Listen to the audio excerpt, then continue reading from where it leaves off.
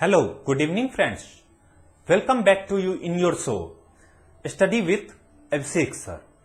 Today, once again, we will learn some biology questions. Comes on board, let us see.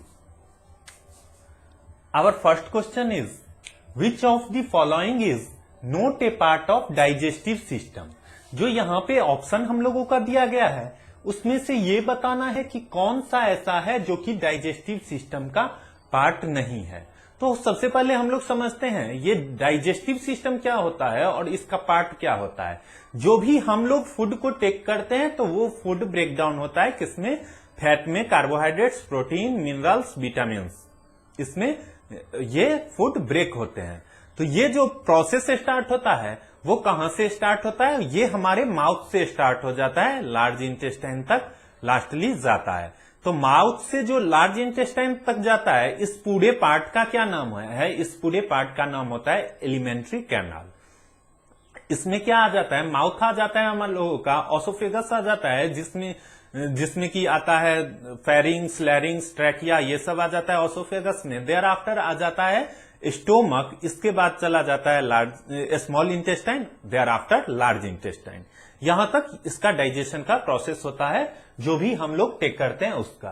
तो यहां पे देखेंगे which of the following is not a part, कौन सा ऐसा part नहीं है किसका? डाइजेस्टिव सिस्टम का। तो ऑप्शन में दिया गया है small intestine, stomach, spleen and D is non. तो हम लोग क्या जानते हैं? स्मॉल इंटेस्टाइन तो होता ही है, फिर स्टोमक भी होता है, डाइजेस्टिव का प्रोसेस होता है इसमें स्टोमक में। देयर आफ्टर स्प्लीन है। स्प्लीन हम लोगों का सही आंसर हो जाएगा। क्या आंसर हो जाएगा? स्प्लीन। स्प्लीन जो है वो डाइजेस्टिव सिस्टम का पार्ट नहीं है। इसमें क्या होता है? स्प्लीन का क्या फंक्शन होता है? ये ब्लड को फिल्ट्रेशन में काम करता है, ब्लड का फिल्ट्रेशन में ये टेक प्लेस करता है। स्प्लीन का जो फंक्शन होता है वो ब्लड के फिल्ट्रेशन का फंक्शन होता है और इसको इसी कारण से इम्यूनिटी बूस्टर भी बोला जाता है। स्प्लीन के कारण इम्यूनिटी का भी बूस्ट होता है।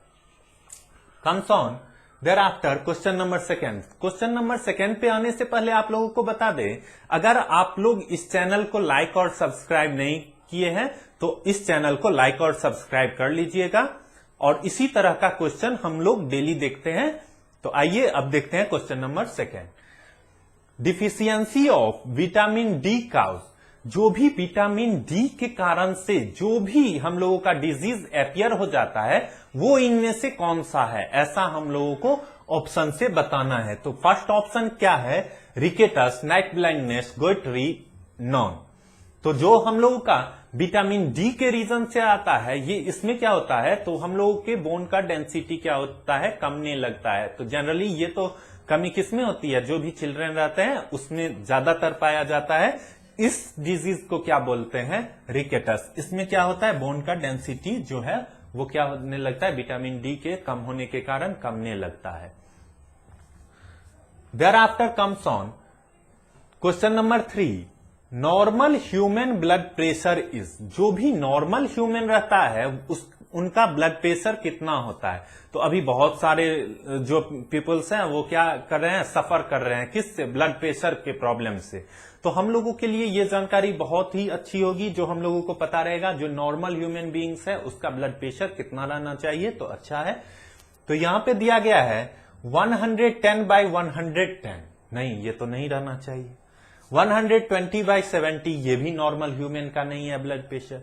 120/80, 120/80 जो है यही रहना चाहिए। नॉर्मल ह्यूमन जो भी है उनका ब्लड प्रेशर कितना होना चाहिए? 120/80। इसके बाद डी ऑप्शन पढ़ने का जरूरत नहीं है, ये 140/60 है तो ये भी नहीं रहना चाहिए। अब इसमें देखते हैं जो ये ब्लड प्रेशर क्या होता है। तो ब्लड का जो फ्लो होते रहता है जो भी हमारे हार्ट में, उसी के रीजन से जो फोर्स जनरेट होता है वो फोर्स ब्लड प्रेशर कहलाता है। जब भी हायर नंबर, जो भी हायर नंबर रहता है इसमें उसको बोला जाता है सिस्टोलिक प्रेशर। जो सिस्टोलिक प्रेशर होता है वो हायर नंबर जैसे ही रहेगा वो उसको सिस्टोलिक प्रेशर बोला जाता है। जब भी हमारा हार्ट बीट करता है, जैसे ही हम लोग का हार्ट बीट करता है तो वहां पे ऑट्रियम होता है, ऑट्रियम पे ये क्या करता है, फोर्स एक्सर्ट करता है। जैसे ही ये ऑट्रियम पे फोर्स एक्सर्ट करेगा तो हम लोगों का ब्लड प्रेशर कैलकुलेट आ जाता है। तो इसको क्या बोला जाता है, सिस्टोलिक। अब सिस्टोलिक में क्या चीज होता है, तो सबसे पहले हमको समझना है जो हार्ट क्या होता है और उसमें कितने चैम्बर्स होते हैं और ये ऑट्रियम क्या होता है। तो क्या है, जो भी हार्ट है उसके 4 चैम्बर्स होते हैं। कौन कौन सा, right ventricle, left ventricle, right atrium और लेफ्ट ऑट्रियम। तो जो भी डिवाइडर होता है, ऑट्रियम का जो डिवाइडर होता है, जैसे ही हम लोग ब्रीथ करते हैं तो हार्ट बीट होगा। जैसे ही हार्ट बीट के time, at a beating time of the heart, when a pressure exert on that place, that is called, उसी को हम लोग ये प्रेशर में कैलकुलेट करते हैं, जो कि इसका इंक्रीजिंग प्रेशर रहता है, बढ़ा हुआ जो भी प्रेशर रहता है जिसको कि सिस्टोलिक बोला जाता है, वो प्रेशर क्या होता है, ये हमारा हार्ट बीटिंग के टाइम में जो भी उस ऑट्रियम पे फोर्स एक्सर्ट होगा के रीजन से होगा, उसको बोलते हैं सिस्टोलिक प्रेशर। और इसी से इंक्रीजिंग प्रेशर कैलकुलेट होता है। फिर इसके बाद आता है डिक्रीजिंग प्रेशर। डिक्रीजिंग प्रेशर जो होता है वो क्या होता है, डायस्ट्रोलिक प्रेशर। उसको क्या बोला जाता है, डायस्ट्रोलिक प्रेशर। जब हमारा हार्ट एट रेस्ट रहेगा, अब ये बीट नहीं कर रहा है, तो क्या हो जाएगा, उस टाइम जो प्रेशर कैलकुलेट होता है उसको क्या बोला जाता है, diastolic pressure. Now comes on our next question. हम लोगों का अगला क्वेश्चन पे आते हैं। क्या है, which of the following organs open in small intestine through pillars. जो भी ये पिलर्स है उसके थ्रू, कौन सा है, which of the following organs open in small intestine. अब स्मॉल इंटेस्टाइन में जो भी हम लोगों का ऑर्गन है वो क्या करता है, ओपन होता है। तो हम लोग क्या जानते हैं, सबसे पहले तो ये समझना पड़ेगा। तो अभी हमने आपको प्रोसेस बताया है, जो ऑसोफेगस होता है, उसके बाद क्या हो जाता है, हम लोगों का स्टोमक होता है, और स्टोमक का कनेक्शन जो होता है वो कहां पे होता है, जाके वो हम लोगों का स्मॉल इंटेस्टाइन में जाके इसका कनेक्शन होता है। तो हम लोगों का ऑप्शन में क्या आ जाएगा, स्टोमक है, लीवर है, पेनक्रियाज है, नॉन है। तो लीवर का नहीं होता है, पेनक्रियाज का नहीं होता है, तो ऑप्शन में क्या सही हो जाएगा, हम लोगों का जो ये स्टोमक है उसका क्या होता है, ये कनेक्टेड रहता है किससे, स्मॉल इंटेस्टाइन से। Comes on there after, ripening of fruit is because of plant hormone. तो प्लांट्स हार्मोन्स भी होते हैं।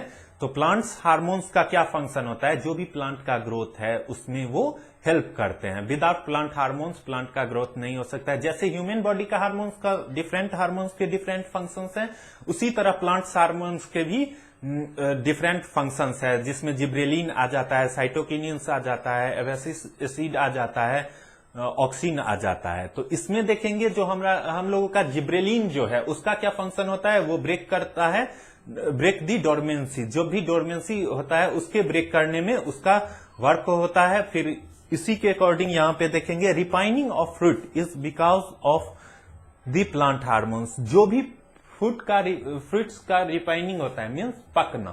अब मैंगो नहीं पकेगा तो फिर उसके लिए क्या चाहिए, हार्मोन्स का जरूरत चाहिए। तो यहाँ पे ripening of fruits is because of plants hormone. कौन से प्लांट्स हार्मोन के कारण से होता है, तो ये हो जाएगा एथिलीन। ये एथिलीन जो होता है इस हार्मोन्स के अपीयर से ही क्या होता है, फ्रूट्स जो भी है वो क्या होते हैं, पकते हैं, जिसके बाद कि वो खाने लायक होते हैं। Thank you for watching study with abscisic sir. Thank you.